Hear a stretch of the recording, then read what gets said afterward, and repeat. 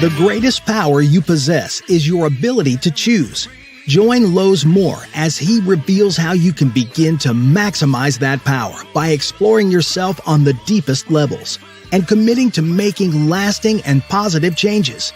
Get ready to achieve breakthroughs that will lead to accelerated growth and transformation, because you are now tuned in to The Blueprint. Why the actions contradict the lamb. I'm fellowshipping when I'm with the fam. That's more relations, that's foreign and foreign.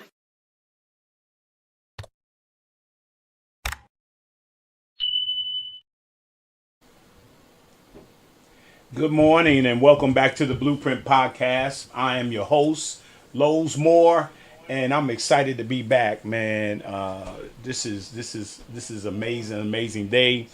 As I set this up, I don't know if you guys, first of all, I want to say thank you very much to Lawrence Frundenberg for kicking off the 5th season of the Blueprint on last week. And man, he was awesome. If you didn't gain any information, because this is, like I said to him, there's how people receive stuff is important, right? So you can receive stuff as information. Most of the time, we get a lot of information, but we never do anything with it, right? And there's a difference between information and revelation.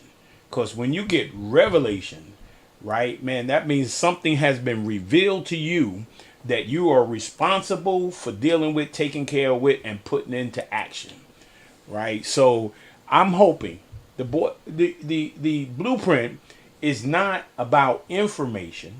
It's about revelation, right? I'm hoping that each week that I come on, right, you get a revelation, right? That is like when we were doing something on, I think we're doing something on fitness and eating right and all those kinds of things, right? If you listen to it, you say, oh, that's nice. That's information, right? Because it's information because you heard it, but you did nothing with it, right? So, but if you heard something, right, and you said, man, that's really what I need. I need to, get up and move. I need to exercise, right? Then you receive the revelation that you need to get up and move, right? And so, I didn't want to get off on my soapbox, but good morning. Good morning. I am excited to be back with you guys. And again, Lawrence Frundenberg last week, man, when our main word was momentum. Let's keep the momentum going. And if I could set up this week, because there are a lot of people out there who do a lot of wonderful things, but get no attention, right? And sometimes they don't look for attention.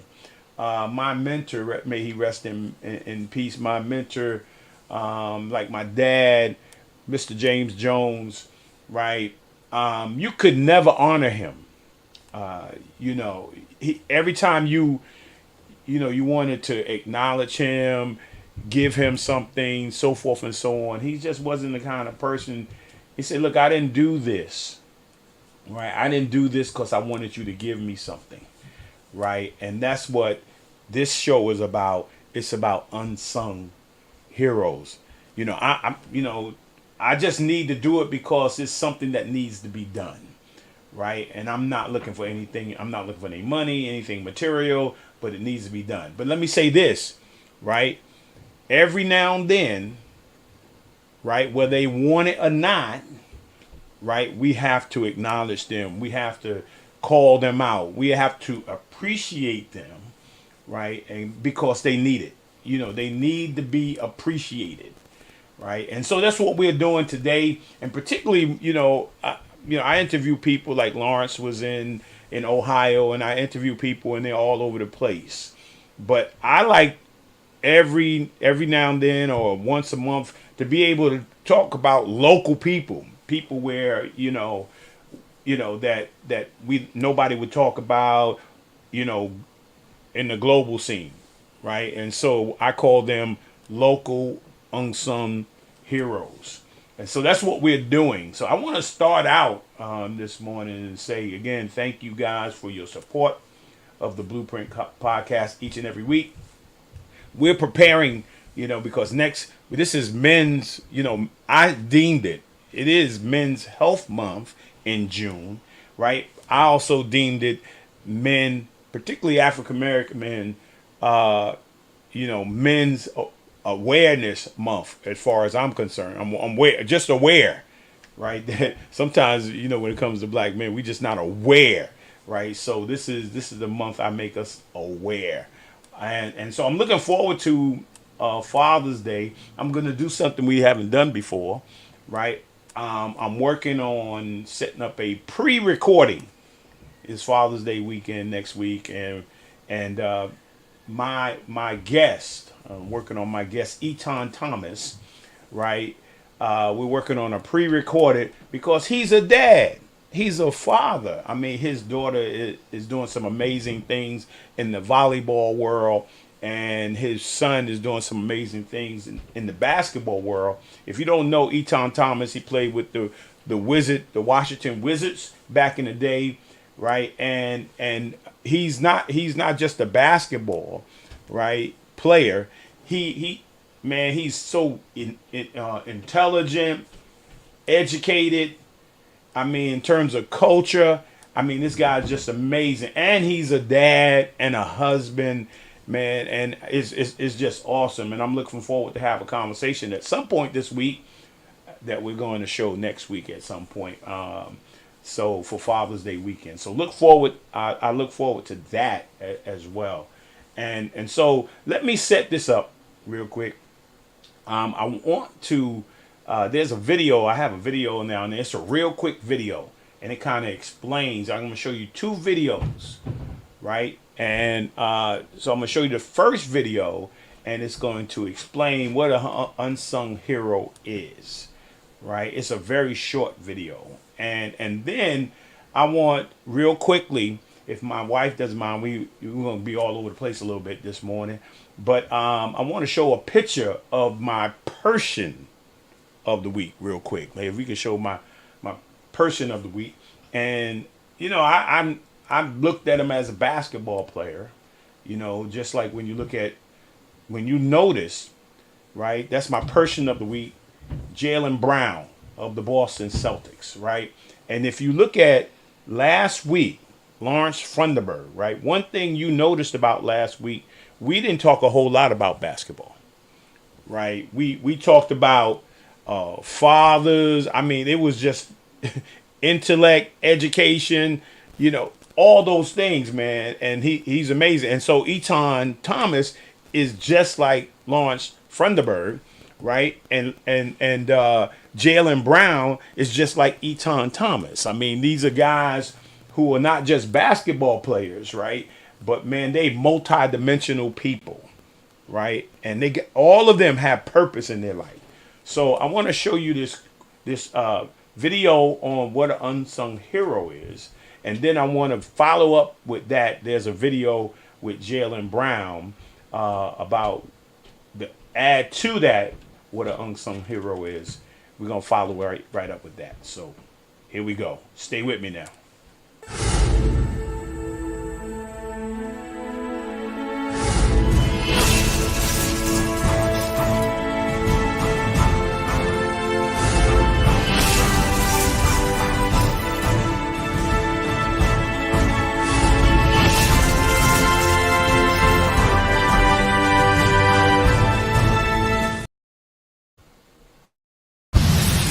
He's just been named an NBA All-Star for the second time, and he's helped lead the Boston Celtics to a league best record. But Jaylen Brown's passions extend far beyond the basketball court. The Celtics guard has made a name for himself as an outspoken social justice activist, though he admits speaking out isn't always easy. Boston 25 News anchor Carrie Kavanaugh sat down one-on-one with Brown to talk about how he's using his platform as an athlete and the change he's hoping to inspire. With the third pick in the 2016 NBA Draft, the Boston Celtics select Jaylen Brown. You've been here 7 years now? Yeah. You came when you were 19? 19, yeah. Yeah, I was scared when I first got here. Scared? I was terrified. Why? When I first got here, my first introduction, they kind of like booed me. The weather, the lack of familiarity, the reputation, everything that you could think of was going through my head at the time. But in the 7 years since Jaylen Brown, a kid from Georgia, was a first-round draft pick, a lot has changed. Give a little snap for that. I recently met up with the Celtics All-Star at an event in Boston for his latest community project. Brown's teaming up with Red Bull to revamp a basketball court in Dorchester. Yeah, that'll make it stand out even more. Using designs submitted by members of the community. How do you feel about the city now? My friends, they come in town, like, when Boston's this and that, and I find myself defending. And, you know, as I got integrated into the community, I met a lot of people who live in Boston who, you know, do a lot of great things. And he hopes he's considered among them. I just want you to know that your life has value. Brown's passions extend beyond the court. He's an outspoken advocate for social justice. Racism is so deeply embedded in our country that people don't even flinch. And educational reform. Clearly, you do so much more than that job on the court. Why is that? Because not everybody takes it to the level that you do. I look at it as a responsibility. Athletes in general, entertainers, you know, are so influential to uplift the community or be a voice for the voiceless, not just to, you know, show up to places and receive praise or to be put on the pedestal, but to use your voice. I don't imagine it's always easy. No, it's not, especially not here in Boston. At times you get a lot of pushback. What do you mean by that? There's certain people who will want to change the world, and then there's certain people, okay, well, how the world is. I like to challenge people's comfort. When you're getting negative feedback, what powers you to keep going and speaking your mind and fighting for what you believe in? The youth, the next generation, since they got to deal with inequalities in education, they might have to deal with unfair treatment or biased treatment in policing. And hopefully, by me using my platform, I can alleviate it, you know, not just for myself, but for those people to be able to shine. Brown recently launched his Juice Foundation, the spelling reflecting his favorite number 7, the number on his jersey. Brown says his foundation will begin by offering a bridge to educational opportunities to kids from underserved communities. Boston also has some iconic figures who have fought for social change, including Bill Russell. Bill Russell was a great man for what and who he stood for. What does it feel like to sort of walk in his path? You know, Bill Russell was a special human being, and I couldn't compare myself or anyone to him. You know, it's an honor to be mentioned in the same name, but undeserving as of yet. What do you hope your legacy is here in Boston? An athlete that, you know, transcended what it means to be an athlete. Ultimately, when people, you know, see, you know, me or hear my name, and hopefully he made this world a better place.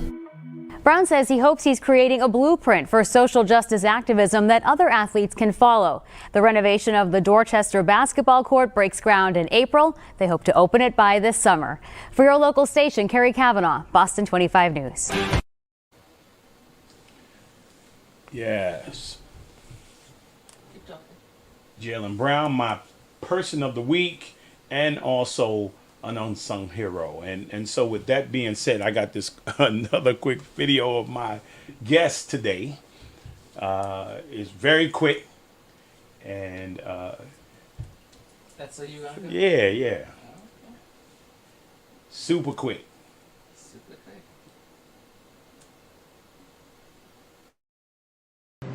Hi, my name is Mike Hammett. I'm the general manager of the Mount Vernon Shamrocks of the WAVA.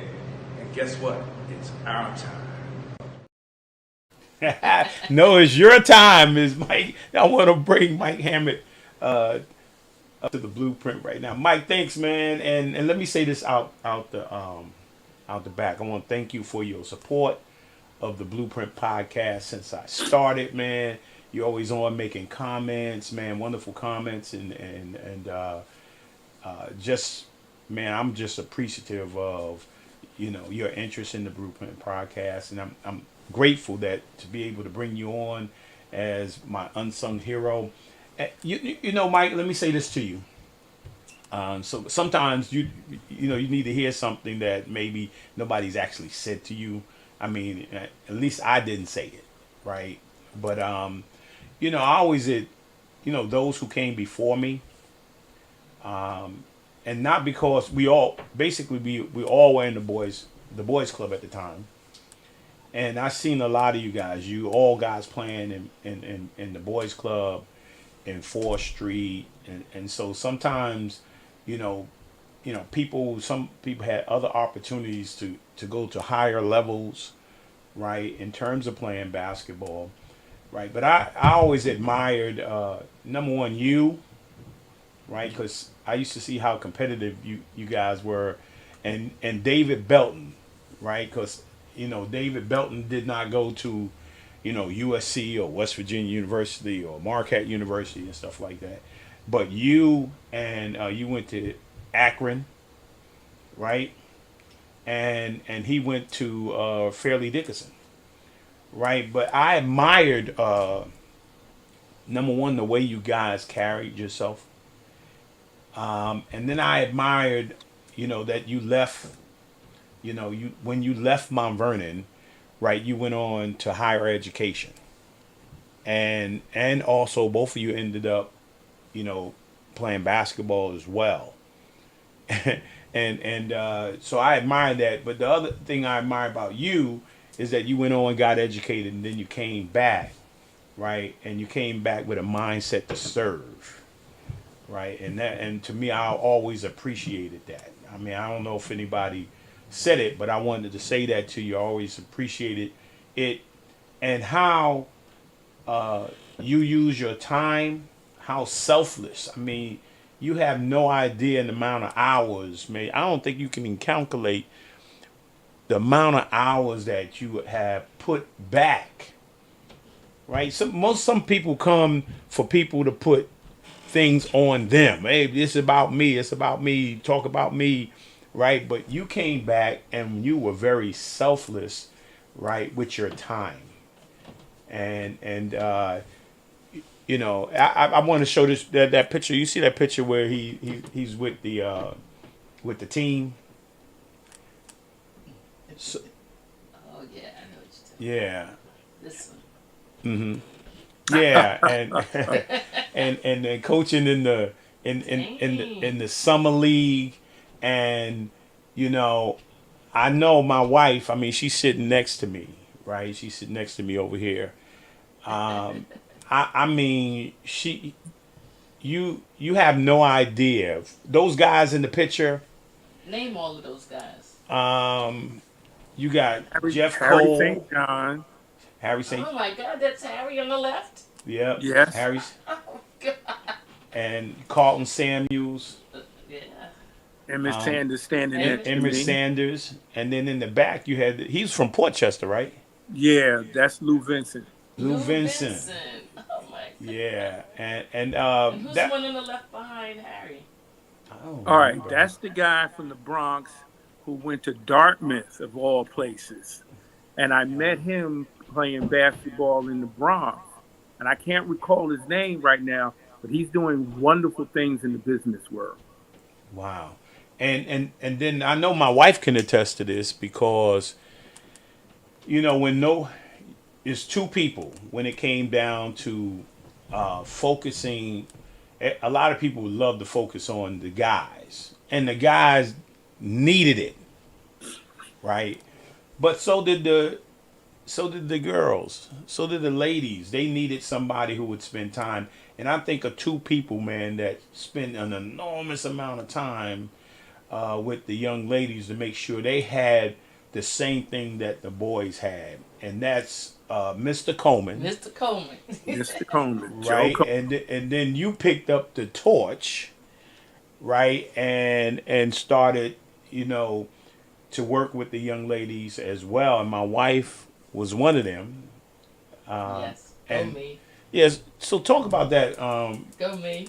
So talk about that whole experience, because we talking about Mike Hammett right now. He's our unsung hero. I mean, from running, right? Running, conditioning. Yes. All those kind of workouts. Yes. Yeah. Oh, I can tell stories now. Yeah. Well, go ahead. I mean, you want me? Oh, it's me talking about Mike? Yeah. Oh, I get to do that. Yeah. For a change? Oh, wow. Let me see. I think I met Mike when I was like 13, maybe. Like I was in high school. I think I was in high school, and we were playing basketball for Mount Vernon High School girls team as the JV team. And I tell you, we, as if I fast forward to our senior year, we were undefeated our freshman year. We were undefeated our senior year.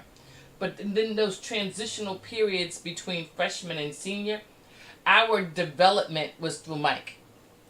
And Mr. Coleman. Mr. Coleman just let us play. He didn't really teach us anything, you know. He just let us play. He just put the talent together and just said, "Go out there and play," you know. But Mike taught us the game. He was a student of the game. He taught us things that we didn't need. I mean, that we needed that we didn't know we needed, right? And then that made it easier for Coach Shaq at the time to be able to do even more with us during the season. So what she taught us in the season, he kept going during the off season, and he took us to play against people like in Rutgers. Like, we were going places that, you know, that prepared us for our senior year. Like our senior year, we played against Torrey Hairston, and we played against some really good ball players in our senior year in high school, and we were undefeated.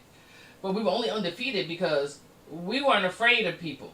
You know, Mike took us down to the city, and so we brought like a swag with us that we probably would have never had, you know, being from suburbia. Even though Mount Vernon is like, people think it's the hood, but for the city it's suburbia, right? That's right.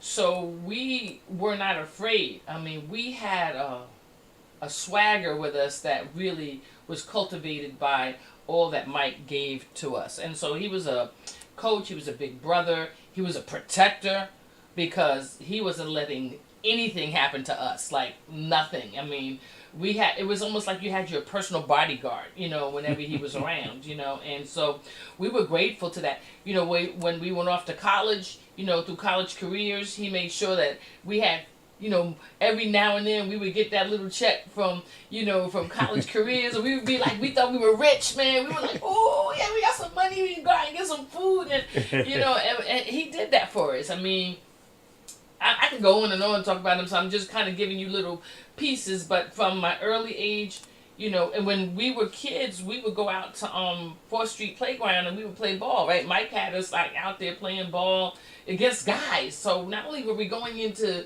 like the city to play, but then he was having us play against the guys, you know, in the club there, you know, or different places. So we appreciate him, and I know I'm hoping that Marsha or somebody would be able to join in, because we can't even speak to the level of accolades that we can give this man. Let me see. Whew. I didn't want to cry, but when my dad was dying, my father fell out the bed one day. And we couldn't get him in the bed. Me and the lady from the hospice, the aide, and I didn't know who to call. And I called Mike, and he came over from wherever he was, and he lifted my father off of the floor and put him in the bed. And he was just as upset as I was, you know, but that's who he was. I mean, I was a senior in high school getting ready to go to college, and he made me run the stairs at Memorial Field. I had to touch every step. If I missed a step, he'd make me start over again. But by the time I went to college, I was in such a great shape. We would run miles all the way from here to Pelham, to the end of Pelham Shore, like where wherever that place is where you go out to the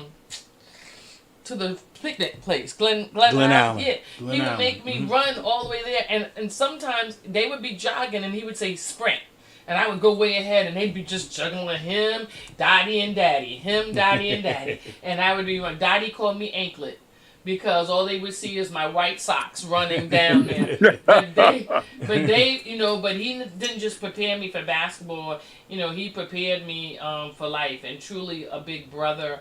And like I said, I could go on and on, but we need to let other people talk about how great he is, because he needs to really hear how awesome he is. Yeah, and if you're out there and you know of an unsung hero, right? If there's an unsung hero, somebody that hasn't gotten the accolades, nobody talks about them, but you know, right? You know. Hey, put that person up, man. Shout that person out, right? Because you never know what they need to hear right now, right? When you shout them out and say, or maybe say a little bit about one of your teachers, one of your coaches, one of your mentors. Shout them out, right? Give them some, give them a big shout out, a big shout of love, and Mike, so talk about growing up a little bit, man. Talk about mom and dad, right? Because sometimes you gotta start with the foundational stuff, and talk about what it was like to grow up with your mom and dad, your siblings, and start from there and talk about the importance of the important things that they laid in you, right, growing up. Okay, well, God rest my ancestors, my mother and my father. Dad was a hardworking guy and handsome guy too. Come to think of it, and that chick sitting next to him, she dropped dead gorgeous. Yeah, I'm prejudiced, but my mother was college educated. They met in New York. They got married in 1951. And in 1953, they made a mistake. I mean, I was born. And then from there, 9 years later, my beloved sister Lisa was there. And Lisa doesn't know this until now, okay? But she has always been a driving force for me, okay? I did not want her to have an idiot brother. I did not want her to look down and go, oh, God, here he comes. She used to, and I know she's going to kill me when I tell the story, she used to be outside playing, and I would be walking home from junior high school. And I would see her out there, and I'd call her name from down the street. Lisa would take off running toward me. And all I kept thinking is, Lord, please, as fast as she's going, don't let her fall, because that's going to be a heck of a screaming child. But she would always, as she got closer to me, jump up, wrap her arms around my neck, and that smile on her face said, this is my brother. This is my big brother. And I never wanted to let her down. And even with all of what I'm going through now physically, I look in her face and I told her, I'm not going anywhere. God's got me. All right. And I learned a long time ago, geez, 7, that's a long time. I learned a long time ago just to be there. No other phrase can mean anything more than be there. If I'm going to do something, be there and show up. If I'm going to commit to something, be there and be committed. I learned that from my father, who didn't finish high school, okay? But he kept books around, and he had me reading, and he had me never take a minute off of being educated. His favorite saying for me was, they could take a lot of things from you, son, but they cannot take away your education. And that has stuck with me to now. Even watching my son do his thing with Marvel Comics, throughout the country. It's like, holy moly, look at this. But even my son said, Dad, I learned that from you. Yeah. Yeah, man. I mean, I'm looking at some of the comments down at the bottom. I saw Doc Jones over there, man. That's my guy. Yeah. That's my guy. They came by the hospital, huh? Yeah, they came by the hospital. Yeah, they came by the rehab center a couple of days ago, and the discussion got to, well, who in the world was your favorite point guard that you coached? And I'm sitting here going like, oh my God, I coached a lot of great point guards. You better said Marsha Blunt. That goes without saying. But the funky part was when you talk about guys, it was Doc, it was Ricky Stanley, and it was some guy that we happen to know real well, though, James Lloyd. Oh my goodness. James Lloyd was the combination of Doc, Ricky Stanley, Gus Williams, and anybody else. That's Doc in the red, y'all. Okay, and the other guy, it just happens to be my man, Flair Washington. Yeah, they put some nice comments up. Everybody put some nice comments up on Facebook, man. because they put the picture on Facebook. Mm-hmm. Yeah, Mm-hmm. visiting you. Yeah, that was powerful, man. Yeah, Yeah, I it remember was. Doc. Them guys, Doc was tough. Lloyd, James Lloyd. I mean, I'll tell you this real quick story, right? So James was a terrific player. I mean, he was on the Sonics. He had he used to wear the glasses. Yeah. He wasn't but a minute big. He wasn't that tall. He used to play with Magic, right? Didn't Magic play with him? Yeah, too? Magic and all them guys Yeah. But so my coach, rest in peace. He recruited me at West Virginia University. Jim Amick, Coach Jim Amick. He called me up one day, man. He used to call me up all the time. Lowe's, I need a point guard, right? And last year I did the eulogy when he passed away. They flew me into Arizona to do the eulogy, right? And so so I sent James to him because Coach Amick had confidence.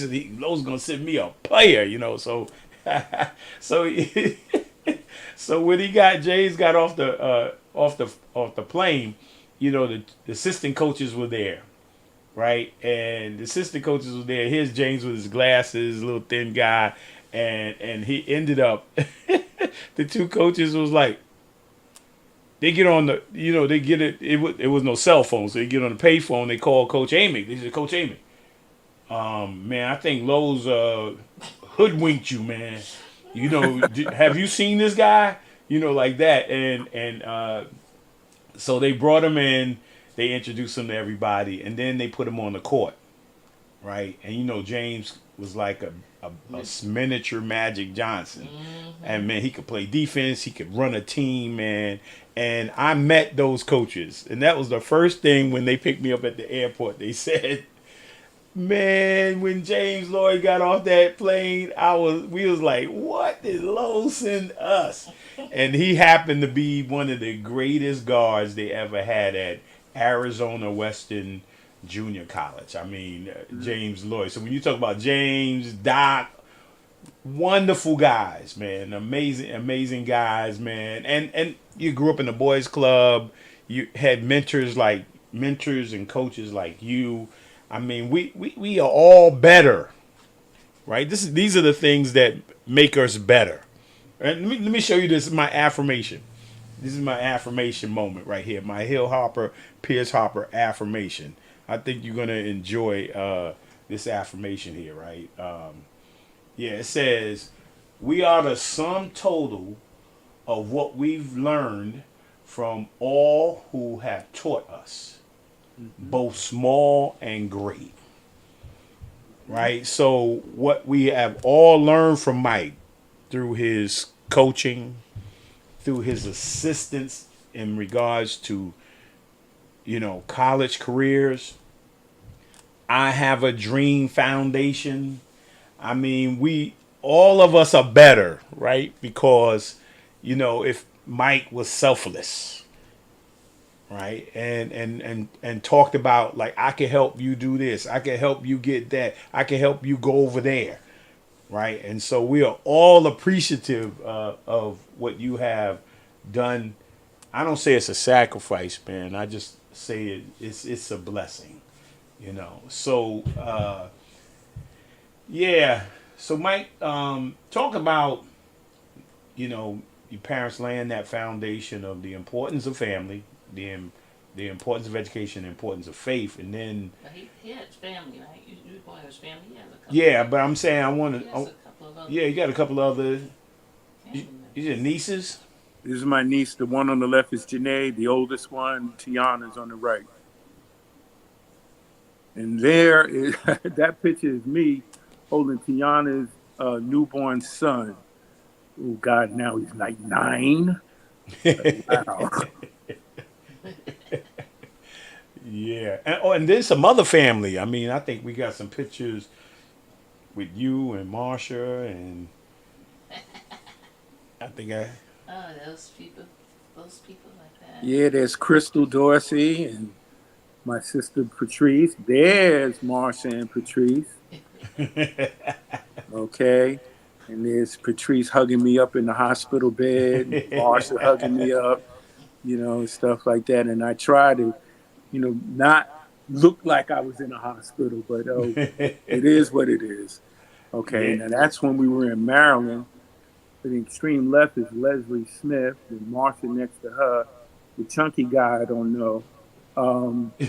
Yolanda, okay, and Patrice.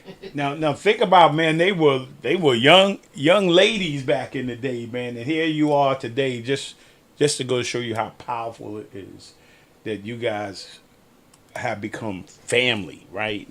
Yes. Friends and family. You started out mentoring, coaching, and now family, man. Just think about how powerful that is, man.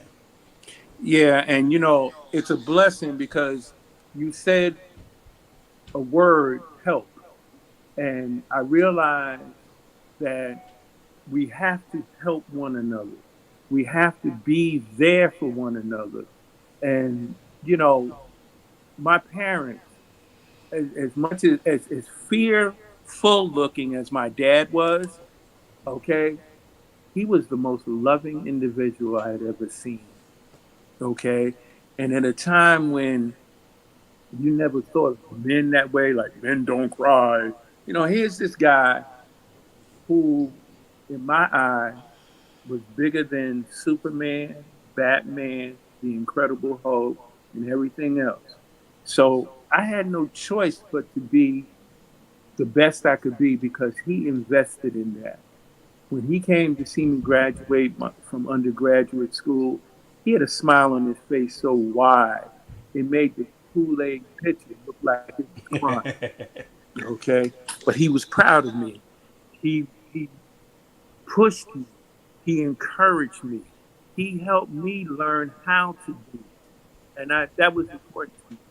My mom, college graduate, she messed around and, she worked in Toddler's Park until my dad got sick. That was well over 35, 40 years. Okay. But I was blessed by a great set of parents. And yeah, and to a lesser extent, even though she won't know it, I was pushed by my sister. Okay. Because again, like I said, to have her look up to me in her way, okay, was amazing. And it just was really, really, really, really great. Okay, now if you see my niece Janae says that TLC loves you, TWC is what we call ourselves, the train wreck crew. So, I like that. it's Janae, it's Tiana, it's Lisa, it's the grandkids, DJ, Jameson, Jackson, the dog Diesel, and Uncle Baldy. I mean Michael Hammett is part of that too. So we all get together and we just have fun. In fact, Janae just came by to see me before she was running off to do whatever she was going to do for a hot minute and what have you. But Mount Vernon has been my home, will be my home. They'll probably say on my tombstone, Mount Vernon born, Mount Vernon bred, and Mount Vernon buried. Okay? But like you said, the Boys and Girls Club. All right, we have a friend who turned me on to that Boys and Girls Club. His name is Gus Williams. So Gus, I know that you're not on and whatnot, but you're in my prayers, you're in my thoughts constantly. Because that was my boy from kindergarten to now. Okay? And we're still writing stories together. The future's still written. Yeah, no, but you talk about what it was like. Cause I was sent some question by the Mount Vernon School District, and it made me think. It asked me a bunch of questions like the impact that the school district or Mount Vernon has had on me, and I was going through these 8 questions or so. So talk about the boys club experience going into high school. Now, going that experience in school and graduating from the high school, and then choosing to go to college. I mean, and choosing to go to Akron. Talk about that for. Okay. everybody was competitive at the boys club, not just in basketball, but in pool and anything else that we wanted to do. Educationally, we were just as competitive. Okay.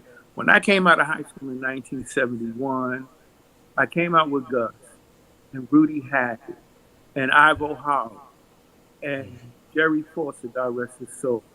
Uh, Al Owens, the track runner, the grandson of the great track runner himself, okay, Jesse Owens. But I'm going to tell you, we pushed each other. We never thought of being less than who we were at that time. Okay, we weren't running around here with our pants hanging down, cursing, and acting like Joe and Josephine, stupid butt. But you know what? The bottom line was we knew that there was something out there that was better. And yeah, we competed in the high school with all the kids and whatnot. One kid told me, because I am a teaching assistant. Uh-oh. You guys can still hear me? All right, you can hear me. Okay. Yes. I'm a teacher assistant at the high school, and I'm going to tell you the funky part. Uh-oh. All right. I'll hold up for a second. Do, do, do, do, do. Yeah, Okay, you all keep right. talking. You're good. You keep All right, talking. I'll keep talking. But here it is. I'm a teaching assistant at the high school. And one year, one of the kids said to me as I was running the in-school detention program at that point that, you know what? You're too smart to be a black man. And I sat down and said to the kid, you need to bring me who's raising you because I want you to understand that black people are very intelligent and that black men are the leaders into that. And said, if you get a powerful black man and a powerful black woman together, they're not going to do anything but inspire you to reach for greatness. Okay. And that's the most important thing that I can ever tell everybody. Chase greatness every day. You got to. Why do you want to be great? Have you ever been great? No. Well, then don't you want to see what it's like to be great? I mean, you guys spend money to play the lottery because you want to be rich. So here's something that's not going to cost you anything but time. Sit down, study, and be great. Now, when I went to go choose a college, I had decided that I was going to go to one of three places: a school in New York where I was born, school in North Carolina where my mom was born, or a school in Ohio where my dad was born. I had a cousin named Lynetta Scales. Okay, she was a very big influence in part of my life. And when I was 14, she took me up to the University of Akron in Ohio, and she says, "You come here to get an education. Don't look to party. Don't look to do this. Don't look to do that. You come here and get a great education." And I took the application at 14, and I held on to that. Okay, and then I filled it out. My grandmother, God rest her, said, "Hey, what you doing?" I said, "Well, Grandma, I'm getting ready to go catch my plane. I'm getting ready to go to school." At that point, I was going to go to Barber Scotia in Concord, North Carolina. Hi, Gilbert Burkhardt and Lolo. I know that's where y'all are. And, you know, my grandmother said, "Well, who do you want me to have pick you up from the airport?" I said, "Grandma, I didn't get into Akron." She said, "Yes, you did. I got the letter right here." I must have jumped completely through the roof of the apartment, okay, because that's where I wanted to go. And I wound up there. I met great people there. I had great experience there, okay. And like you said, in the ball to me was secondary, okay, because we had a good team. We had a really, really good team and whatnot. And we did what we had to do. But I wanted to get that education because I wanted people to see me more than an athlete. I wanted people to see and understand that I was part of the fabric of the doggone community. All right. I worked at a YMCA. I coached so many marvelous young men who've grown to be fantastic adults. I consoled a lot of kids from the group home, and it hurt me a lot of times to not have clear-cut answers for a lot of these kids who felt, well, my mom doesn't love me, I'm in a group home, or this, that, and the other. And it was kids from all walks of life, white, black, Latinos, and they looked for Saturday morning for me to be at the Y so that we could play ball, we could play pool, we could go into the pool across the street from the Y and swim. We learned a lot of stuff out of there. And I learned a lot about people who were undercover racists, but they were smart enough not to be racist around me, because I could not explain that racism to these kids of all colors. So yeah, I enjoyed being in Akron. I really did. In fact, my godchildren who might be listening in on this thing, they're all grown adults in Akron now. And when I told them I was going to be on the podcast, they went off on my phone and had a ball and stuff like that. But it's all cool. Yeah. No, it's just powerful, man. And I remember you coming back, because we go to school one way, we come back another way. We go to college, we're a better person, right? We're more knowledgeable, and then when we come back, and particularly if you play ball, you just can't wait to get back to be able to say, hey, let me show you what I've learned. And that's when the competition comes in, man. When you get to the boys club, you go out on the playground, and I remember when I had Denzel was on, and you were on that call, and I said, "Oh, there's Mike Hammett." He said, "Oh, that's that's the guy with the funky jump shot, right?"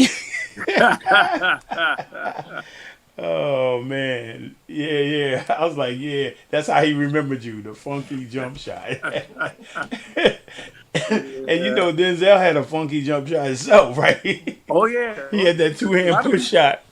A lot of people don't realize, he's a great actor, but Denzel was a heck of an athlete.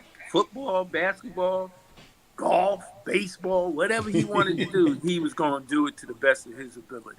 Yeah, no, that was powerful. And so you come back after college, you come back to Mount Vernon, right? And you start doing an array of things, that you get involved in. Can you take a few minutes to share about, man, Mike was doing, I particularly remember college careers was the best, right? Because I think we were in a transition at that time, right?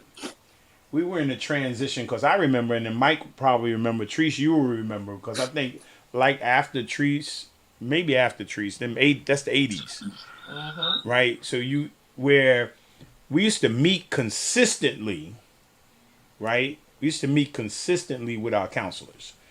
Each year they used to bring us in the beginning and then talk about and tell us where we were in those stages, and then they would evaluate, right, whether or not what our potential was in regards to higher education, or what our future looked like. Because Mount Vernon was not only just educationally, but vocationally as well. You could get in air conditioning work, technology, you could get into beautician, barbershop, auto mechanics.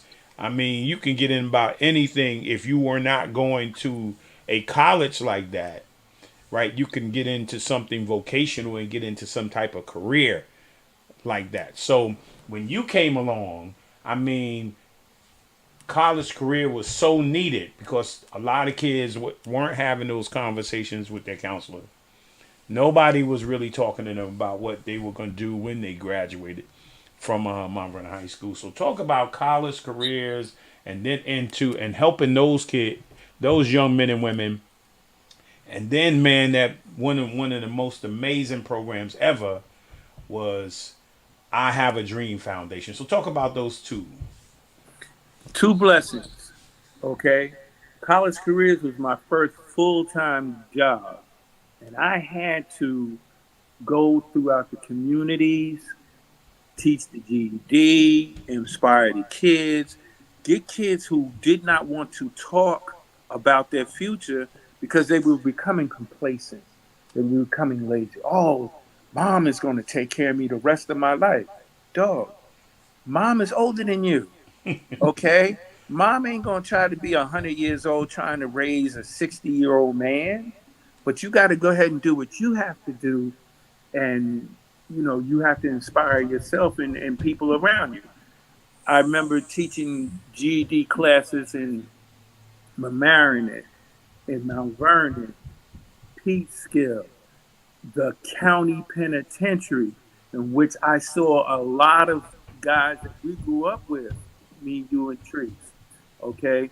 And then when guys would go in, and Mike, I didn't know that you learned all of this in Mount Vernon High School. I said, I learned a lot of it in Mount Vernon High School, which enabled me to go on to college to become even more educated. But I want you to understand that where you are now doesn't mean it's where you're going to stay. You have to go out and reach that greatness. You have to chase that greatness. Okay? What did Kevin Garnett say after he won the title? Anything's possible? That's right. Anything is possible. All right? You have to do that. Now, the funny part was, after I had left college careers, I fortunately fell into a job opportunity called the I Have a Dream Foundation, named after Martin Luther King's speech. And it was a bunch of incredibly filthy rich people who had a heart. Now, the people that selected me to run the I Have a Dream Foundation in Mount Vernon let me know exactly where they were coming from, okay? And they picked an elementary school that was low functioning at the time of high school graduation. So here's what I mean. We picked Parker School because the kids coming out of Mount Vernon High School, when we traced it back, it was less and less kids from Parker graduating high school. So my job was to get them through middle school and high school and into college and pay a part of their tuition. And I said, oh, that's all I gotta do? You mean to tell me I'm not supposed to walk on water? I said, no, that was Jesus' thing, okay? All right, but I went into the homes. I've had monthly meetings. I took kids whose parents didn't know what to do with them, and we sat down and we counseled. And the people thought that I was some sort of new kind of black person, okay? And I kept trying to tell them, I said, no, I was born and raised here in Mount Vernon.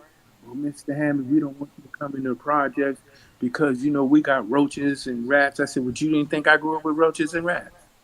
I said, come on now. But, you take where you are and you grow from it. And one of the proudest moments, well, there were so many at I Have a Dream, but one of the proudest moments was the high school graduation in 1993 when they graduated. And they, I had taken the college careers model, I molded it into I Have a Dream. We got the kids into college. It was fantastic. I had one kid get his GED while he was in jail. Okay, he was what I Have a Dream kid, and he and I are still talking about doing his life story and putting it on film, because he's a child of two deaf mutes. He learned the sign language, but he was parentified at 12, and he had a real negative background. So finally, when he got his GED and he had selected a college, I was ready to give him the money to go and do this, that, and the other.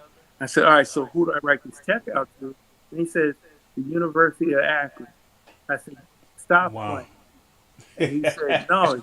He said, if it was good enough for you, it's going to be good enough for me. Wow. And he made it good enough for him, all right, because he graduated with his BA in 3 years. He opened a Towler Schuler to help save some kids out in Ohio.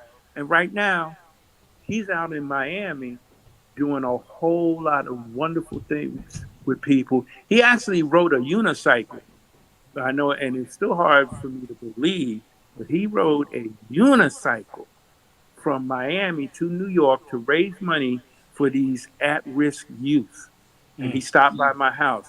I said, and I know you bought an airplane ticket to go back because I know you're not going to ride no unicycle back, boy. I said, you know that's right.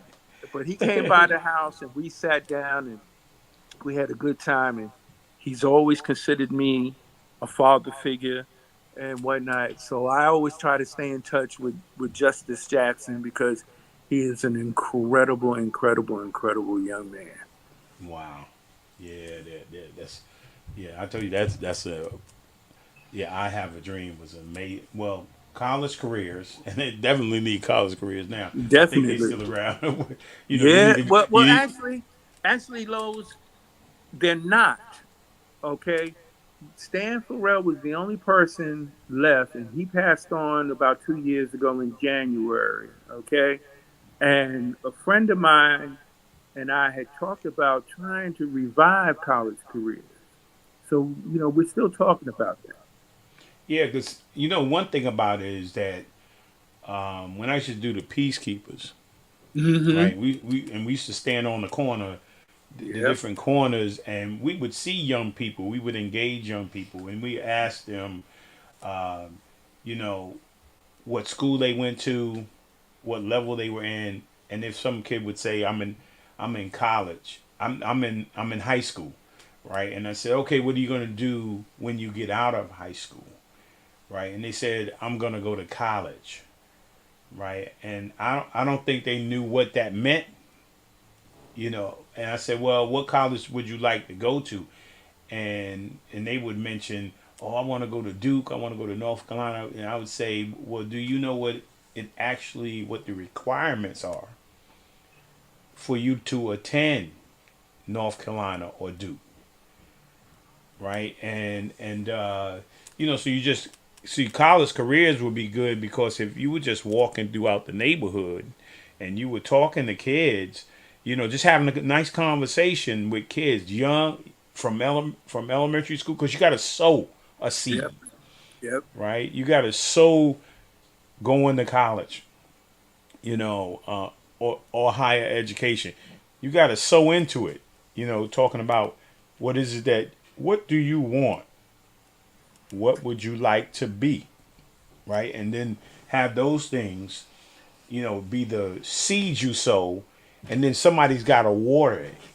And not only for the kids though, but for the parents as well. You got to be, because life is tough. I mean, people are working hard every day, or not working hard, but people are working hard every day trying to make ends meet, get their kids fed, get them clothes, and sometimes they're not conscious of that, how important it is for them to now sow into their kids the importance of, hey, this education piece here is going to be important to you, whether you go vocational or whether you go higher education, right? So, and it's got to be a constant thing every day. People got to be sowing into them. So to have something like college careers where you could see somebody and say, look, I'd like to stop by, or can you stop for a minute? Or you're on the block saying, hey, here's a plan. Do you have a plan for your kid graduating elementary school, graduating middle school, graduating high school, right? What are their giftings? What are their skills? What are their mindset? And be able to guide them through, and ultimately to find out, because there's a lot of resources out there that people don't know about. Yeah, and some of the best counseling I ever did was between the Boys Club, 4th Street, and just literally sitting on the street corner with somebody. Okay, I mean, I must have scared the heck out of the police being on 4th and 3rd talking to known thugs to them, but they weren't thugs to me. These were young people that I could reach, and I was fortunate enough to be able to reach a couple of them, and they're living fantastic lives now. I just smile and go, wow, look at this, And I pat myself on the back and then kick myself in the butt and keep moving. Because I know Yeah. if I got one, I can get two. That's the way I look at it. Yeah. I'm trying to become the New York Yankees of championships. I need a whole bunch of them. Yeah, and add the Knicks to that too, and Oh, add definitely. the Mets to that as well. Here's now, as you go on, eventually you become a teacher's assistant, but you're still engaged with the whole coaching. I mean, between you started coaching not only between the AAU, summer league, all those kinds of things. Then eventually you become a coach at the high school level. You're New Rochelle, Mount Vernon. You assisted my wife when she was coaching. You stay even after that, the women's practice or before or after, and watch the boys practice. You got a love for the game of basketball, right? And a love for life. So talk about that whole coaching, you know, that whole coaching experience and the whole love for basketball.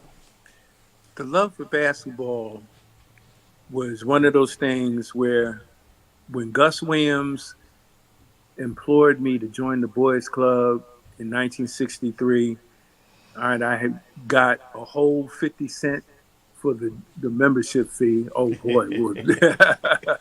And I got into it, and I really wasn't that good in the beginning. I was better at baseball, okay, and stuff like that. But I was always that chunky little kid that was getting overlooked, and I just kept at it and kept at it and kept at it. I was inspired by Mr. Coleman, by listening and talking with Jimmy Jones, okay, Bill Thomas. Oh my God, he's still the godfather of the South Side of Mount Vernon, okay, and what have you. And I just kept on and kept on, and I would go to the games because I love going to the games, okay. I do what I had to do, and because I wanted to be better. I stay hungry. I'm still hungry now at 70 years old because I'm not ready to sit back and do nothing. I have to do something. All right, and I have to be a ray of light in our community. Okay, so basketball was my outlet. It helped me meet people. It helped me do some fantastic things and stuff like that. And what happens is that in doing all of that, I found out that I could be better than I could be. I met some people. In fact, it was funny because Patrice and I were playing in so many different leagues in Jersey. And, Patrice, Marsha, and I were just having a good old time doing this thing. But I'm going to tell you, I messed around and met two women out there in Jersey. One woman turned out to be, I don't know, Whitney Houston. Okay. And the other woman turned out to be, I don't know, some girl named Dana, who we now know as Queen Latifah. Okay. And Latifah was a chunky basketball player. Okay. But, could she rattle them rims? Okay. But we had some rim rattlers of our own. Okay. And whatnot. So if Joyce Lenoir is listening or whatever, Little Danger Mouse was doing her thing. Okay. Margaret Diaz. Margaret Diaz, God rest her soul. Okay. We played against what's her name? That's in the Hall of Fame. That went to Montclair State. Oh, I can't call her name Carol now. Blazejowski. Carol Blazejowski. And we were losing to Blazejowski and them. And we drew up this funky little play. And Margaret Diaz was on the receiving end of the play. Okay. And let me tell you, the ball was thrown to Margaret. Margaret got up on top of the basket, and Blazejowski couldn't believe what she was looking. All right, we didn't win the game, but we did win the next week. Okay, because the bottom line was we did what we had to do. Okay, and we learned from things. And Blazejowski could be a bit of an egomaniac because she calmed down as she Really? got older. Okay, but oh my gosh, she was incredibly talented. But doggone it, the lady that's coaching in the 3-on-3 now, the oh God, I can't call her name now, but we had each other's phone numbers and we were talking. I've talked a lot with some great basketball players and got a hold of their great ideas, okay, and what have you. But basketball, even now, with the amputated part of my foot, even now I'm having dreams of being back on the floor and shooting. And as I told your son, my beloved nephew Isaiah, that what, I'm tired of people calling you disabled. I said, now I want them to understand that you're different able. And I said, and you're not only different able, but you're a different abled body. Okay. So here he is out there doing his thing, coaching and playing and getting a scholarship to Edinburgh. And I'm going to tell you, I was as proud could possibly be.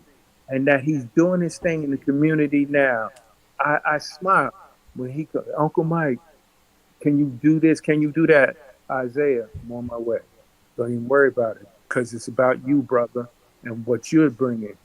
He's the next rung on the ladder that we need to have to climb and whatnot. So, even now, here we are at 10 o'clock on a Saturday, and I would normally be at the STEAM Academy doing the clinics and stuff like that and what have you.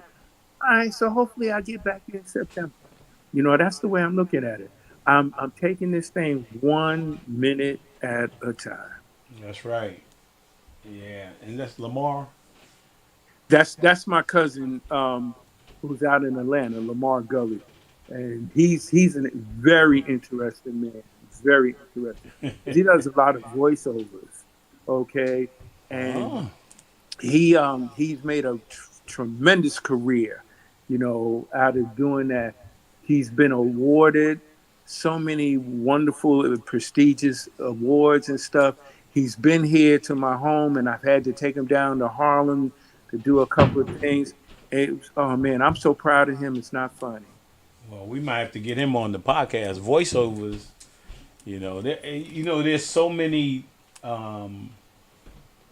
dimensions to when you talk about like basketball. So many dimensions to it, right? You could play it, you could coach it, you could write about it. I mean, you could media, all types of media, social media. It's all kind of same thing in when you get in the field of or the art of acting. There's so many different things you could do. Animation, voiceovers, just awesome. It's and to let people know, when we play basketball, I always say that if you really love it, right? If you love basketball, then you can have a career, maybe not on the court, right? But in other aspects of it, and that way you can start as knowing it when you don't. It's not failing. Sometimes you're just not good enough. There you go. Right, and sometimes you just don't get the right opportunities. Right, but if you really love sports or you really love acting, there's many ways to get into the field, right, and become successful at doing it. So yeah, man, I'll holler at you, Lamar. Definitely. Yeah. Yeah, because what is it? Iona gave a scholarship out to a friend of mine just to keep score. Okay, she was that good of a scorekeeper. They literally gave her a scholarship. And I said, wow. So she went on the road with the team. She was at home with the team. She helped run the student study tables. And, and a lot of times, like you said, Lo, people don't realize what it takes to get into college and then to stay in the college. They just think, oh, you buy books, you go to class. No, bruh. You got to do the work, okay? And you have to set the example, and you have to be all you can be for what you can be so that you will never lose sight of what you want to do. Right. And when you look at the school school district, right? They're equipping grounds, right? And to support those equipping grounds is places like the YMCA Boys and Girls Club, Mm-hmm. college careers.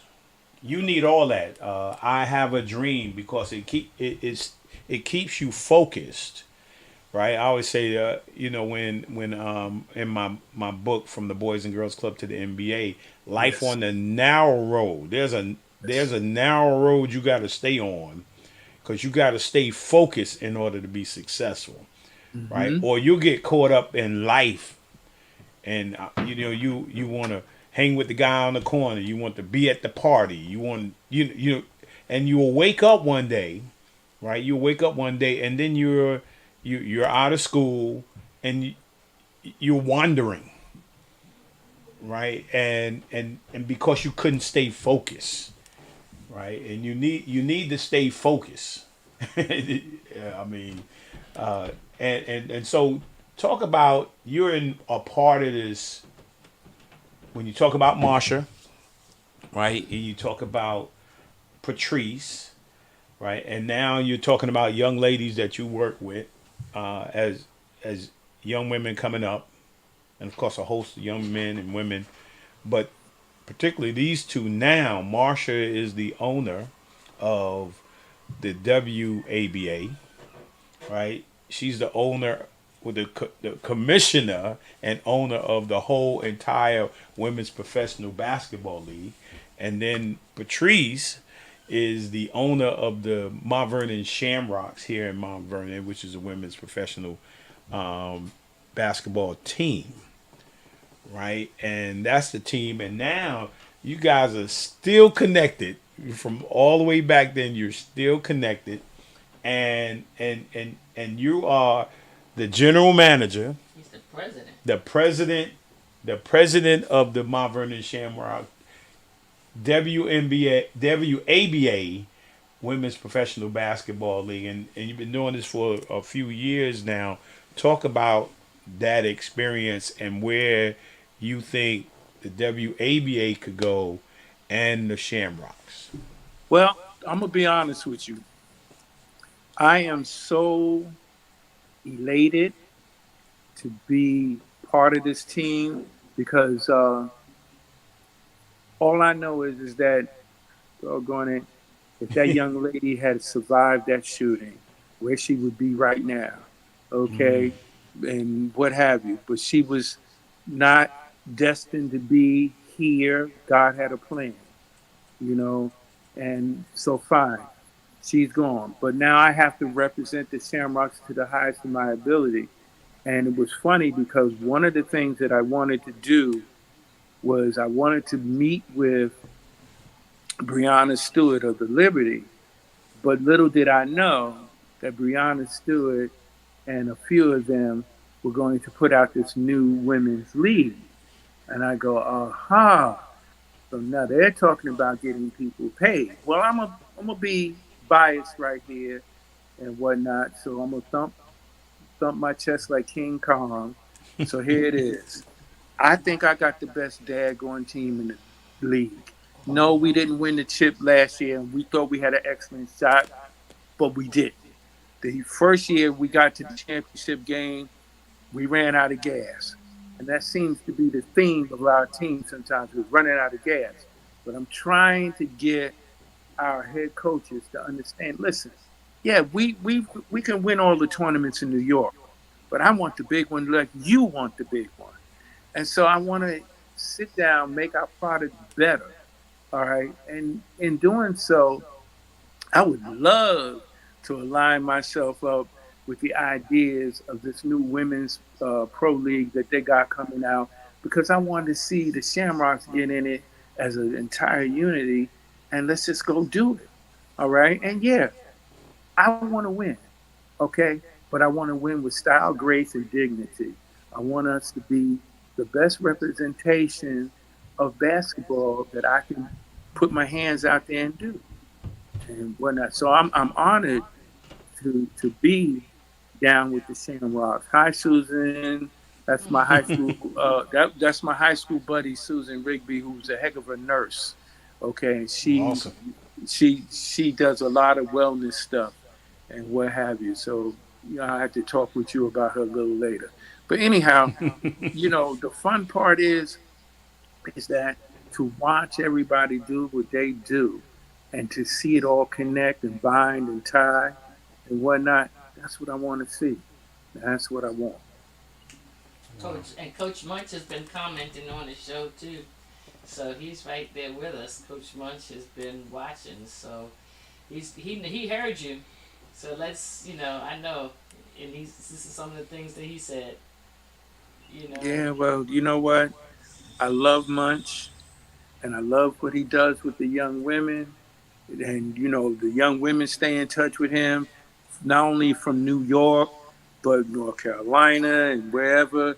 Overseas when they're playing. I mean, it's just beautiful, beautiful, beautiful. And I mean, all I can do is smile. Who's Edwin? No, I'm just joking. And who's the guy in the suit? He got the suit and the tie on. Oh, Mike was always sharp now. No, I'm talking about Coach Munch. He got the little tie on. You see the little picture next to? Oh yeah, in his little profile picture, Munch is clean. Munch is clean now. I tell you. Oh man! And we had another comment. That's from Stefan. Oh, Stefan Ritter, yeah. Yeah, he said, "Stay strong. It'll be done. Everything you put your mind to come true." Yeah. He's right on that one. Yeah, awesome. I'm glad to see a lot of my family members. Yeah, we were talking about. I'm glad to see your family members popping on too, and friends. You were talking about Doc Jones and James Lloyd, and Stefan was a great player in his right as well. Yeah, Stefan. Yeah. Yeah, he was the first Nate Robinson. Yeah. Jump out the gym, little guy jumping out the gym, shooting shots. He was Nate Robinson. Nate Robinson was him. That's it. Oh yeah, no. That's it. Yeah. You know who reminded me of Stefan in the modern day Stefan? Thirst. There's something about Thirst that because how fast Stefan was, and Stefan was and Thirst was like speed and quickness. He couldn't jump worth a dime, but he was speed and quickness. I mean, if we can reminisce, in these last few minutes, let's. I'm gonna reminisce. I'm gonna give you something, and because I know Mike would know. He was talking about him being in the 70, 70 years old, stuff like that. So I'm gonna reminisce for a second. So I was at a golf outing, Boys and Girls Club golf outing, and so I'm playing golf with Gus. Me and Gus is in the cart together, and then there's a guy on the back of the cart, right? And I said, so. Get at the first hole, the guy jumps off the cart. He's our caddy, and he runs up the hill. And Gus says, "Hey, there goes my idol." I was like, "Who?" Like that. And the guy running up the hill as the caddy was David Gray. Yeah, I was like, David Gray was. I never seen David play, but if Gus and everybody that when you mention David Gray. Gus and everybody goes like, "Yo, that he was a bad boy." I mean, but yeah, you seen David Gray play, right, Mike? Yes, I did, and let me tell you, that daggone team in 1967. Ooh. I thought our team in 71 was the Slam Jam. 67 probably would have handed us 3 lessons in one game. All right. And David Gray, as we called him, he was the first O. Yeah. And then comes Norton, the second O, God rest him. Let me tell you, man, David Gray was as smooth as Walt Frazier, was a great scorer like Ice Gervin, okay, and a heck of a defender, okay. And you would see David on the floor, you'd be like, come on. Do I really have to play against this guy? Okay.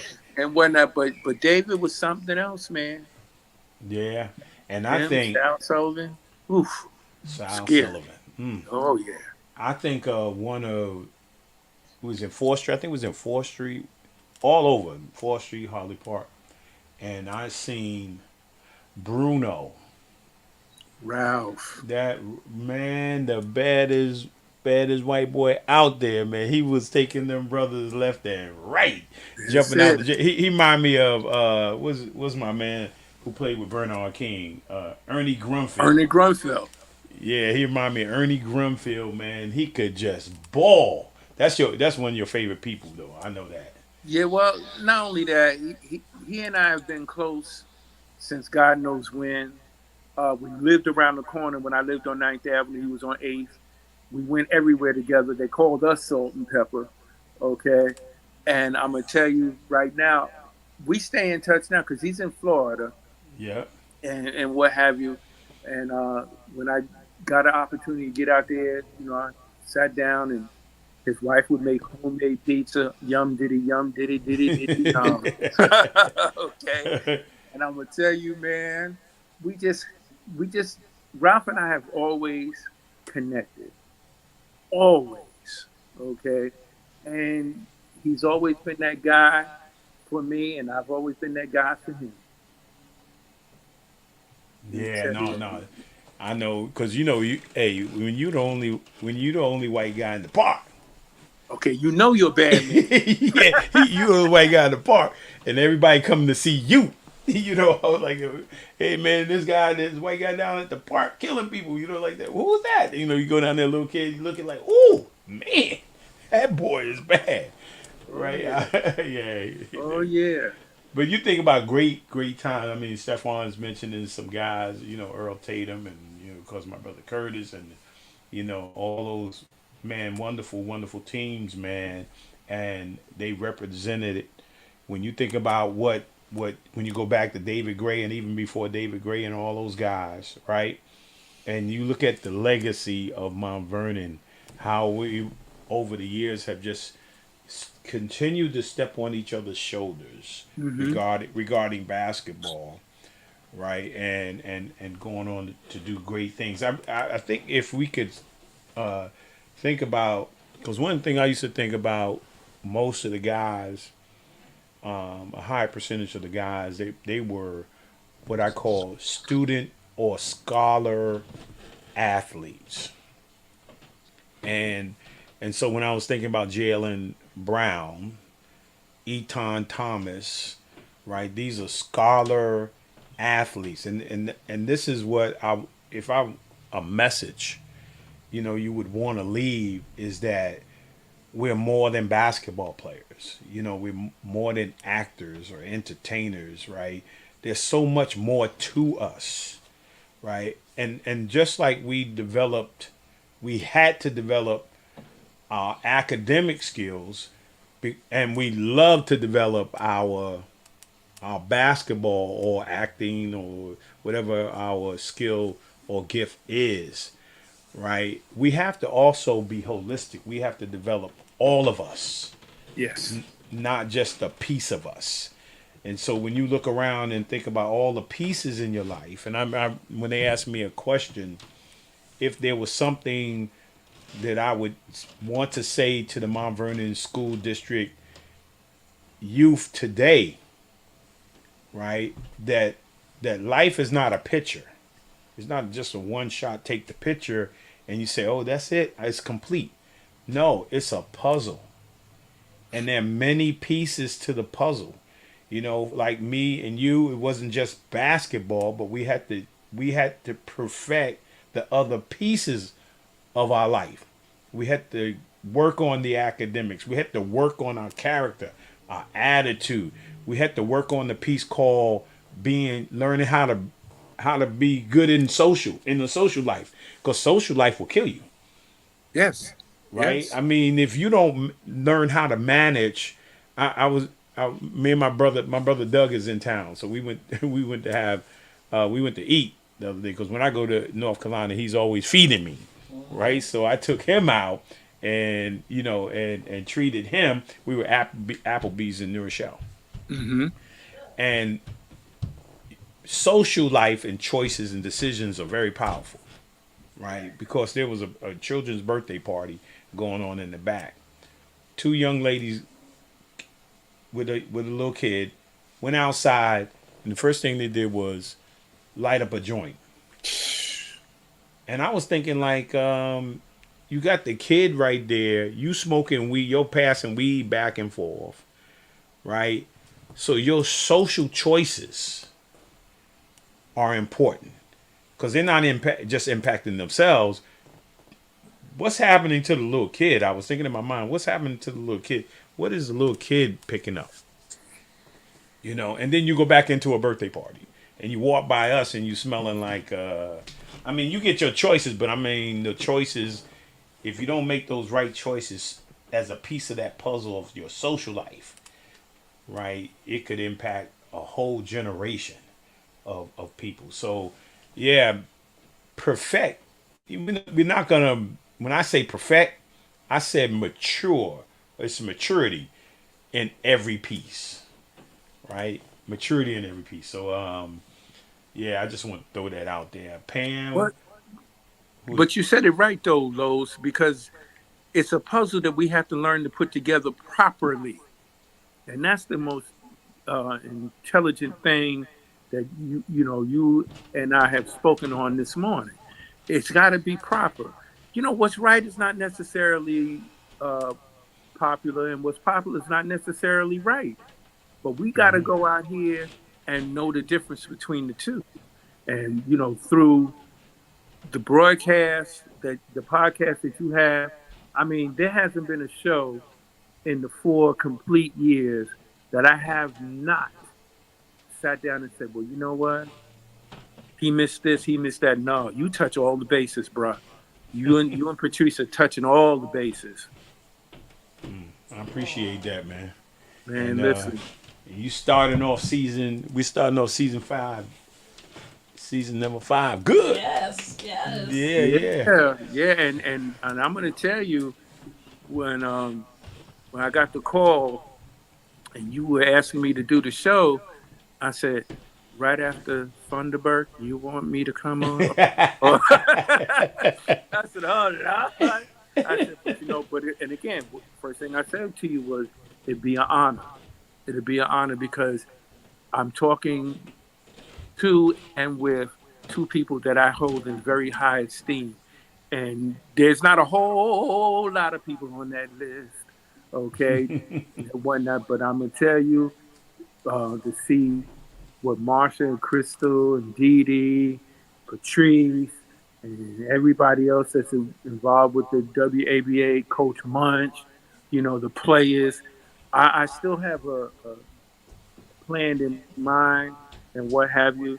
And hopefully when I get an opportunity to figure out how in the world to drive with this little foot, okay, I'll be back on the road again. Okay, I know you will. I'm trying to tell you because I tell you, the biggest blessing and the grandest curse is being independent.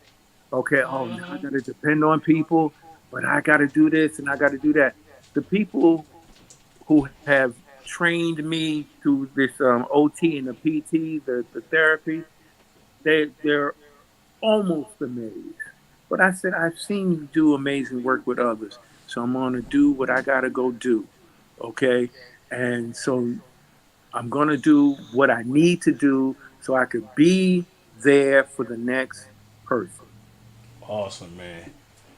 With that said, I think Stefan was just saying. Stefan says something really profound. Sometimes you have to reach the children. You have to go to their level to meet them and bring them up from there and put the trust into the children. Yeah. So he hit the nail on the head because honestly, Mike did that. He came into the park. He grabbed us. He made us run. He did things with us, and and I still think about going back to college career, that yellow jacket. It meant something. And Lowe's and I, one of the things that we've always talked about wanting to do is we want to be able to bless people that way. Like we want to be able to sow into, because who's one of the most generous unassuming people you would ever want to meet. And if he was on the show today, he would tell you, and he could talk and talk and talk, and we probably wouldn't get a word in edgewise. And that's Dan Aronson. Oh, yeah. My classmate from 71. Yeah. Dan Aronson has the most unbelievable giving heart of anyone that out of his personal pocket, when Losey was in college, like Dan would, every semester, Dan wrote a check to Losey's tuition every single year, every semester that he was in college. I don't necessarily know if Losey really knows how much Dan Aronson blessed him, but Dan blessed us to be able to bless Losey, and because of the way Dan did that, he never bragged, he never came and said, Losey, he didn't really see Losey that much, but he wouldn't be the type to say, oh, well, Losey, I gave you money while you were in college. He wouldn't do that because he is that unassuming, and and he gave to the girls basketball team, like he would buy sneakers for the year, right? And so that's how Dan was, and so because of an unsung hero like Dan Aronson, like Mike Hammett, we aspire, to be able to give back to other people. Not, we I think we give back a lot of our time, but also to give back financially. Yeah. Awesome. Tremendous. I mean, and again, my head is trying not to grow bigger than this room that I'm in. Okay? Because again, you guys know real well I don't take compliments real well. I mean, I'm appreciative of them when they come, and stuff like that. And like I always say, I give women their flowers and I give men their cologne. And I want to thank you all for giving me this flowery cologne known as the podcast today.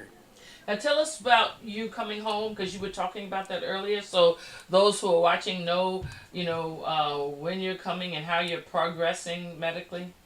Okay. I was supposed to come home Tuesday, but I got extended. No, I was supposed to come home Thursday, but I got extended to Tuesday, June 11th. So I will be home then. And then I face the skin graft on June 20th. And I'll be at Lawrence Hospital, in which they're going to have to strap me to the bed. And they said, well, you're going to have to be on complete bed rest for 4 or 5 days. I said, oh, good Lord, really? Lisa going to have you on lockdown. Lisa, T, and Janae, they're going to have you on lockdown. I ain't worried. Listen, I'm not worried about it. TWC got you. Right. TWC got me, but I ain't going to lie to you. Once I get it all together, I can't wait to just be able to get out here and do what we have to do. And what have you. And I like that mindset, man. Yeah. I got Get up and go. I gotta go. And I'm having fun learning to manipulate this little funky boot thing on. But we'll either look at prosthetic for my foot or stuff in the sneaker or something, because and Patrice will agree that will appreciate this. I can't wait to get some clothes back on my butt. Okay? I can't wait to get dressed again. Okay, and stuff like that. But again, I've lost over 100 pounds of water, so nothing fits. And my sister's saying, "Well, we got to do this and we got to do that." And I said, "You know what? I understand. But right now, we're just gonna put an H on our chest and handle this mess." That's right. So, Mike, thanks a lot, man. Appreciate you, man. And I want to say to each and every one who supports the Blueprint podcast. I want to just say that you didn't do your book of the week or any of that stuff today. Did you want to do any of that? Yeah, let me do that. Here's my. Welcome to the Pebble and the book of the week. Come on now. I got so excited with my unsung hero. So yeah, my book of the week. Let's check this out. Which one is this? Yeah, that was last week with you can pull that back up there, Lawrence from the Bird, right, man? Make sure you get those. Those are hot. Those are hot items right there, man. Yeah, get those books. And then this week we have Unsung African Americans History Makers. Nice. That looks like a nice book. Yeah, I got it. It's also on audio as well. You can get it on as an audio as well. So nice. Check that out. And then the word of the week is hero. Right? We're talking to a hero right now. And there's many ways that make up a hero. And you're looking at those things right there. Nice. Yeah. You did your affirmation. I did my affirmation. Then I have my music of the week is Jonathan McReynolds. Right, man, he's amazing. And then, man, this movie right here, Sight. I wanted to take my wife to see it. Oh, it was better than the last one you took me to. Now look. You know, there's some movies that are for enjoyment, and then there's some movies you have to go see. I think I picked the wrong like date night to go see that particular movie too. Yeah, no, it's probably a movie. You know, I should have went alone. Yes, you know, absolutely. during the day. Yes. No, but I say to everybody out there is, hey, check out that movie. It's called Civil War. Yeah, no. Right, and it's talking about what could happen when you seen the situation on. No, we're not gonna talk about it. This is a movie that Yeah, it could potentially be a civil war. No. Right? Mm-mm. And then we went to see and had dinner at the movie and stuff like that. And I normally when Lowe's takes me to the movie, it was traumatizing. If he takes me to a night movie, it's really an expensive nap, Mike, because I'm going to sleep. This is one time he takes me to the movie. I was awake the whole movie and I was mad. I should have fallen asleep on that. No. It's dealing with some issues of the day, and it's crazy. Don't do that. I was like, man, is this really gonna happen? But you guys have amazing date nights. I like when she's posted, I go, yeah, y'all. And when I said, yeah. But this is the first negative one. The only thing good about the night is I was with him. Other than that, and we had some good food. Civil War, Nolan, don't do it. Civil War. I mean, it's a very educational piece of what potentially is down the road. We hope it doesn't happen. Let's move on to this. But check that out. This is important. And I want to go back to Sight real quick. Sight. Yeah. Check this out, man. Amazing movie about the story of this doctor who ultimately got inspired when a young lady he was growing up with. They grew up together. His father lost his sight. His father in I don't know what part of, whether they were in China or wherever they were, and you know they were going through some suffering back then. They it ended up right that somewhere down the road he becomes an eye doctor and created a true story, and you know he started bringing sight to underprivileged kids who could not afford to have these type of operations. That's a movie I definitely think I can get into. Definitely. It's called Sight. You can take me on a date for that. Okay. Yeah, because we're celebrating last week. Is it this week? This week. Yesterday. The 42 years. June 6th. 42 years. That was our first date. 42 years ago. And we went to see the movie. We went to the fair and then to the movie. Yeah, fair and then I stayed awake for that movie. It was so we ought to go to the movies today. Yeah. Well, no, I'm gonna be really busy. So. Oh my God. See, that's why we didn't go to the movies. But anyway, I'm gonna be honored on June 20th. June 20th. Men who make a difference. And you definitely have done that, sir. Yes, sir. Deservingly so. So, and I think it's the NAACP. NAACP. And it's a number of us who are being honored. I think one of your guests from last week, Kevin. Kevin Bunch. Yeah, Kevin Bunch. Yeah. And Darren Morton. Darren Morton. Yes. Yeah, Men Who Make a Difference. And then, you're speaking of Pastor Morton, Darren Morton. I'm going to be the Father's Day speaker. Did you put that up there? No, I don't have that one. That's the one the last one I I missed said. that one. Sorry. Yeah, I'm going to be speaking at Macedonia Baptist Church for the Father's Day service that morning. And Adam, where are you? Oh, good. Yeah. So then after that did we do this birthday last week?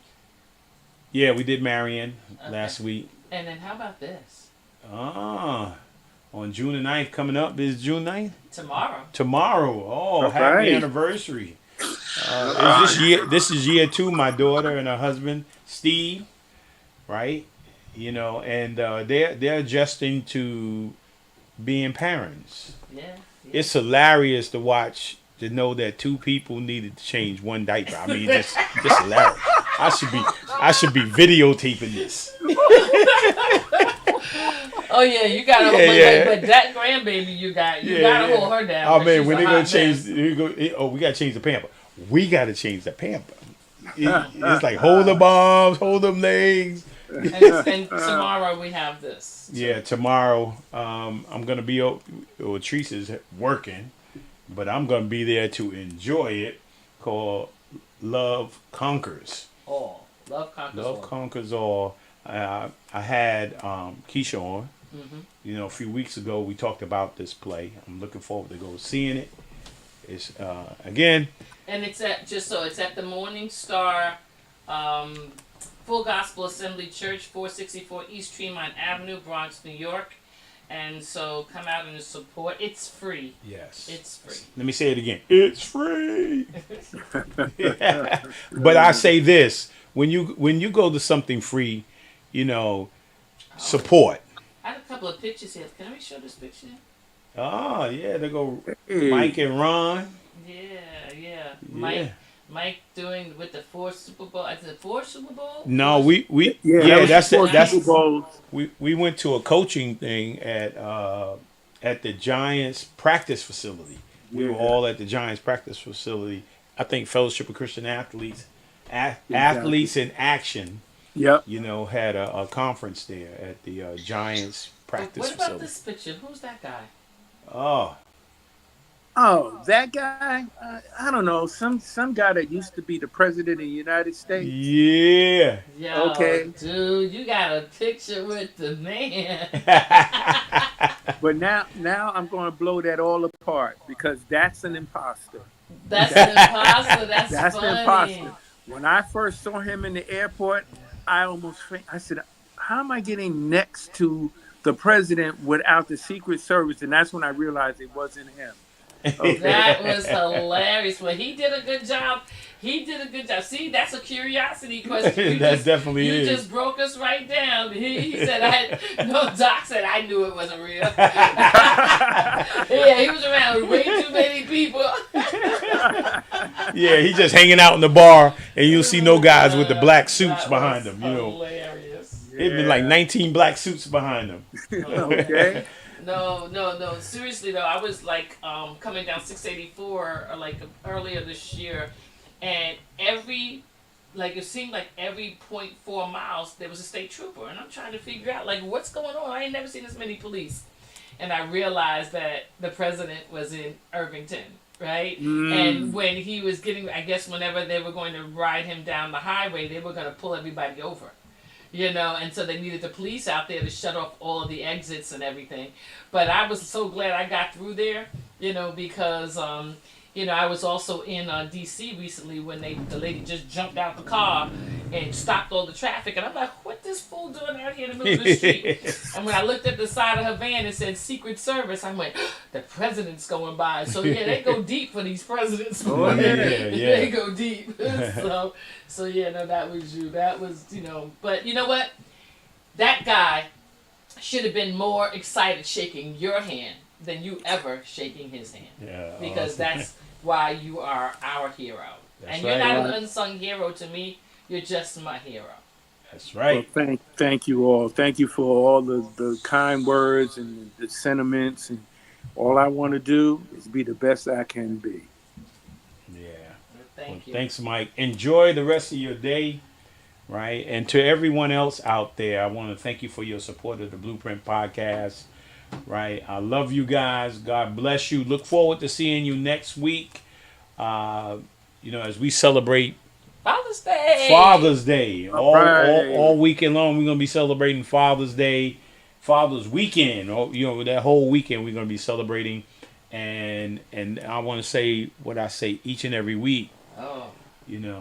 If God allows you to wake up tomorrow, make tomorrow your masterpiece. God bless you, and I'll see you next week. All right. Stay blessed. Stay blessed.